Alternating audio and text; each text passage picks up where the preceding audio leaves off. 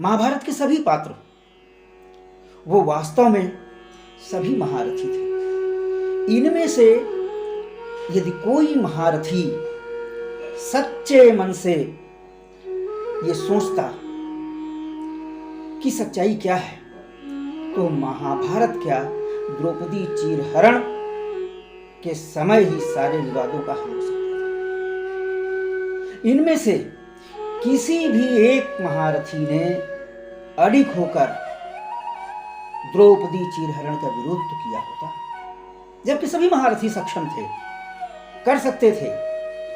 चाहे पितामह भीष्म हो, कुलगुरु कृपाचार्य हो, द्रोणाचार्य जी हो, सभी महारथी, इनमें से एक महारथी, केवल एक महारथी वो सामने आता और कहता नहीं, द्रौपदी भी हमारे कुल की वधू है और मैं ऐसा हरगिज नहीं होने दूंगा। अगर ऐसा ठान लिया होता, ऐसा सोच लिया होता, तो निश्चित रूप से द्रौपदी चीरहरण क्या महाभारत नहीं होता। और तब मैं सबसे पहले पितामह भीष्म के लिए मैं अपनी 4 पंक्तियां देना चाहता हूं कि राज्य रक्षा का व्रत तुमने तोड़ा नहीं और साथ अन्याय का तुमने छोड़ा नहीं, और चाल शकुनी की थी तुम कहाँ फंस गए, अपनों को अपनों से तुमने जोड़ा नहीं, अपनों को अपनों से तुमने जोड़ा नहीं। थी प्रतिज्ञा कठिन भीष्म भी ना झुका, कि थी प्रतिज्ञा कठिन भीष्म भी ना झुका, और लाज भी की हर ने दुशासन जुटा, फिर भी तेरी प्रतिज्ञा कहाँ रह गई, भीष्म तेरी प्रतिज्ञा कहाँ रह गई, कि सामने ही तेरे हस्तिनापुर लुटा, सामने ही तेरे हस्तिनापुर लुटा। और अपनी अगली पंक्तियां मैं कुलगुरु कृपाचार्य को समर्पित कर रहा हूं कि यदि वही चाहते, वो विरोध करते, वो कहते कि नहीं, द्रौपदी के साथ मैं ऐसा हरगिज नहीं होने देता, तो भी द्रौपदी का चीरहरण नहीं होता। लेकिन कहीं न कहीं उनकी भी लाचारी, उनकी बेबसी, उसने कौरव और पांडव को महायुद्ध के लिए आगे भेजा। तो कृपाचार्य जी के लिए कि कुल गुरु राज्य के तुम कृपाचार्य थे, दोनों पक्षों के ही धर्म आचार्य थे, एक नारी की लज्जा उतरती रही, मौन थे इतने क्यों तुम भी लाचार थे, मौन थे इतने क्यों तुम भी लाचार थे।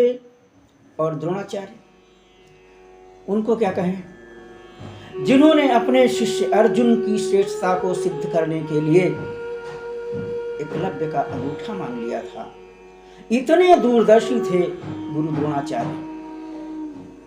और उनको उस समय ये दिखाई नहीं दिया कि ये द्यूत की जो खेल है, द्यूत का जो द्यूत क्रीड़ा हो रही है, वो इस कौरव और पांडव को कहाँ ले जाएगी।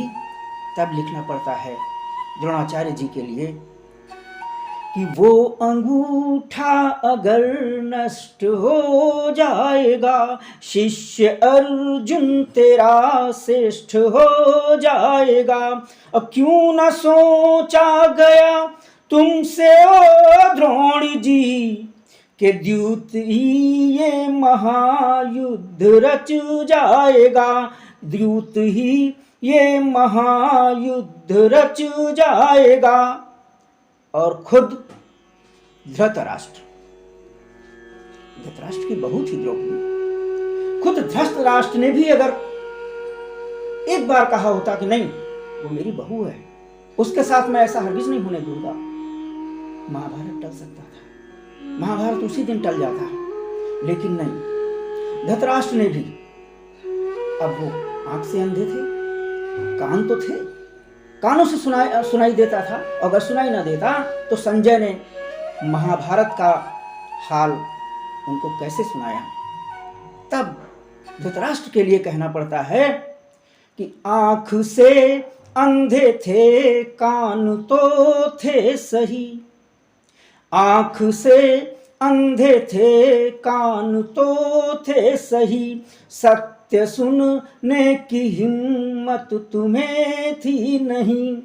अंधे धृतराष्ट्र तुम सोच लेते यही, कि द्रौपदी थी बहू गैर वो भी नहीं, द्रौपदी थी बहू गैर वो भी नहीं। और हाल रण क्षेत्र का चाव से था सुना, कि हाल रण क्षेत्र का चाव से था सुना, युद्ध में आंख संजय तेरी था बना, हाल रण क्षेत्र का चाव से था सुना, युद्ध में आंख संजय तेरी था बना।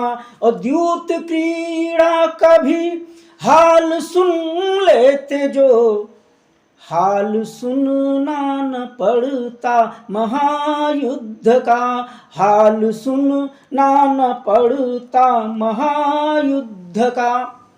और माता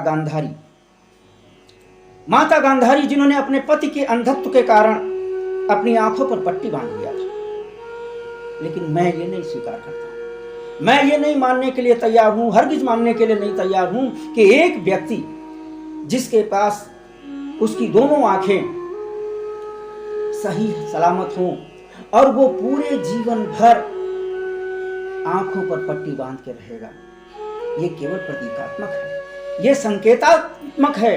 और ये उसी बात को संकेत करता है कि माता गांधारी भी अपने 100 पुत्रों के मुंह में किस प्रकार अंधी हो गई थी, जिन्हें सही और गलत क्या हो रहा है दिखाई नहीं दिया। और तब मैं माता गांधारी के नाम 4 पंक्तियां देना चाहता हूं कि बांधना आंख पर पट्टी आसान था, अन्य पर दोष देना भी आसान था।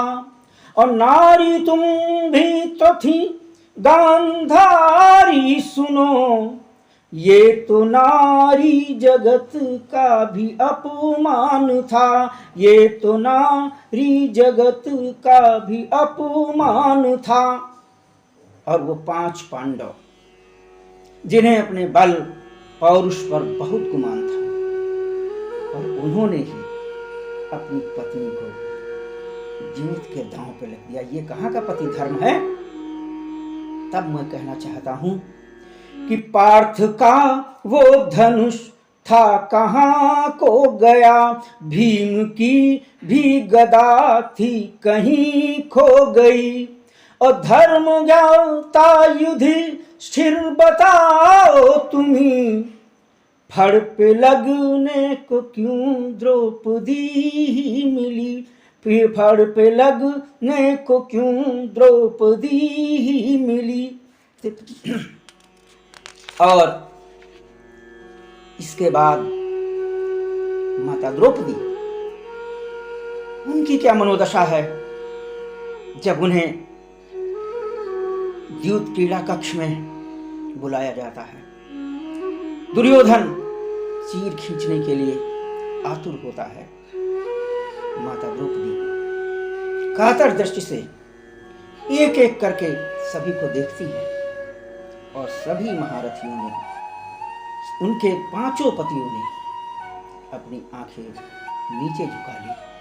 द्रौपदी सोचती है कि चीर खींचा कि द्रौपदी थी विवश, क्या करे क्या नहीं, कि द्रौपदी थी विवश क्या करे क्या नहीं।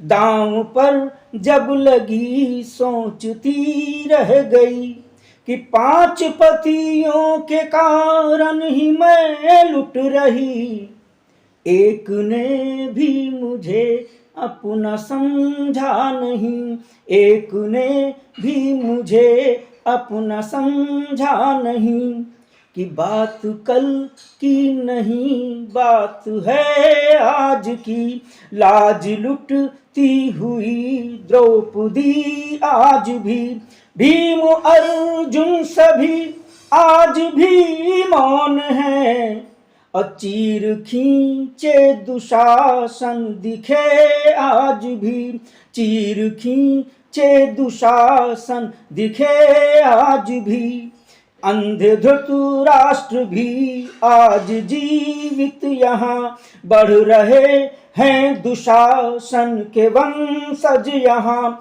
स्वार्थ की चाल शकुनी चले आज भी, अद्युत की चौपड़ें बिछ रही हैं यहाँ, द्यूत की चौपड़ें बिछ रही हैं यहाँ, अब भीष्म की वो प्रतिज्ञा नहीं याद है, ना विदुर नीति की पंक्तियां याद है, लाज पंचाली की आज कैसे बचे, कि चीरदाता कन्हैया नहीं आज है, चीरदाता कन्हैया नहीं आज है।